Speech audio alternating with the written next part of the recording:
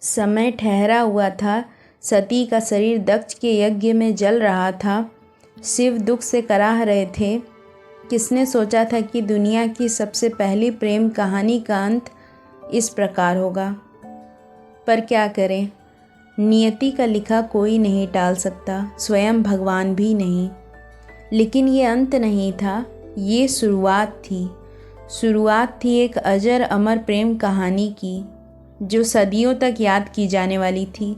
ये शुरुआत थी शिव और पार्वती की, उनके प्रेम कहानी की, एक नए युग की। तो चलिए आज की इस कथा में जानते हैं क्या हुआ सती की मृत्यु के बाद और कैसे मिले शिव और पार्वती।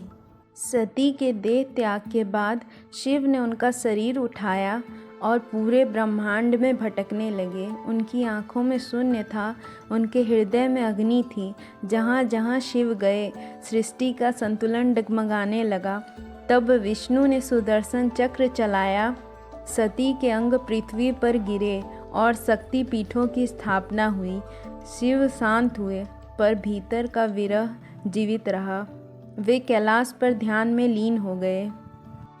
इसी बीच जन्म हुआ ताड़कासुर का। उसने तप किया और ब्रह्मा से वरदान मांगा, मेरी मृत्यु केवल शिवपुत्र के हाथों हो, क्योंकि वो जानता था शिव कभी पुनः विवाह नहीं करेंगे।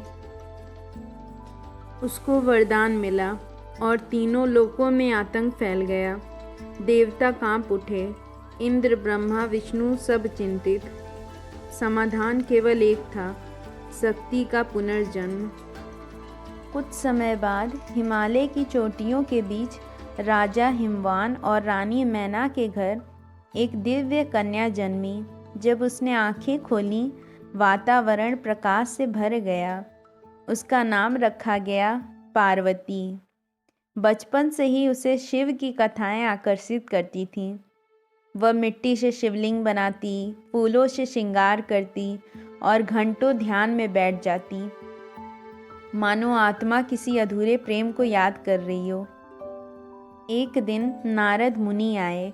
उन्होंने कहा, ये कन्या एक त्यागी योगी से विवाह करेगी, जो शमशान में रहता है, भस्म रमाता है। मैना भयभीत हुई, पर नारद मुस्कुराए। वह त्यागी नहीं, स्वयं सृष्टि के स्वामी हैं। तब पार्वती ने निश्चय कर लिया, उनका जीवन केवल शिव के लिए है। उन्होंने महल त्याग दिया, श्रृंगी तीर्थ में कठोर तप शुरू किया। पहले फल, फिर पत्ते, फिर केवल वायु। वर्ष बीत गए, उनका शरीर क्षीण पर तेज दिव्य। प्रकृति भी मौन हो गई।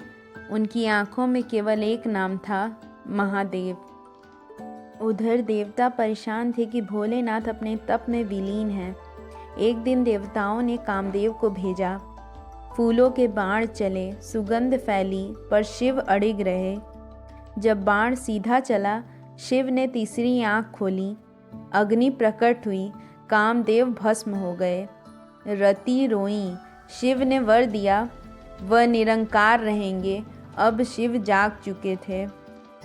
जब महादेव को पार्वती के तप के बारे में पता चला, तब वो एक दिन साधु बनकर पार्वती के पास आए।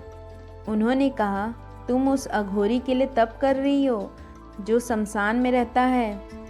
पार्वती ने उत्तर दिया, वही मृत्यु से परे हैं, वही सृष्टि का हृदय हैं। प्रेम पाने के लिए नहीं, समर्पण के लिए होता है। शिव मौन रह गए। तब शिव ने अपना असली रूप प्रकट किया। देवी, तुमने मुझे समझा है, पाने की इच्छा नहीं की। उन्होंने पार्वती को अर्धांगिनी स्वीकार किया। ब्रह्मांड फिर से स्पंदित हो उठा। विवाह का दिन आया और शिव के बारात में भूत प्रेत, योगी, नाग, डमरू, तांडव, अग्नि सब आए। मैना भयभीत हुई। पार्वती ने कहा, माता, उन्हें रूप से मत आंकिए। शिव मुस्कुराए और सुंदर दिव्य रूप धारण किया। संपूर्ण लोक स्तब्ध रह गया। ब्रह्मा ने मंत्र पढ़े, विष्णु ने कन्यादान किया। आज शक्ति शिव को समर्पित है। मंत्र गुजा, ओम पार्वतीय शिवाय नमः। उस क्षण शिव और शक्ति एक हो गए।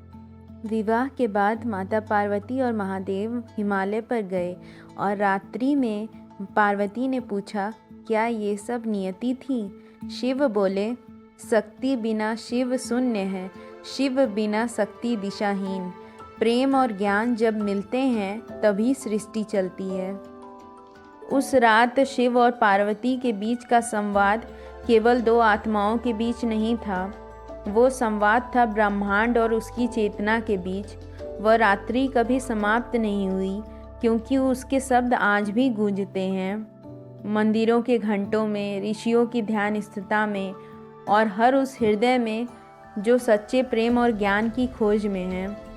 और तभी आकाश में एक आहट हुई, मंद स्वर में वही मंत्र गूंजा जो ब्रह्मांड का शाश्वत सत्य है। शिवोहम, शक्ति रस में मैं ही शिव हूँ और मैं ही शक्ति हूँ। ये केवल विवाह नहीं था, ये ब्रह्मांड का संतुलन था, जहाँ प्रेम ज्ञान से मिला और विरह पूर्णता में बदल गया।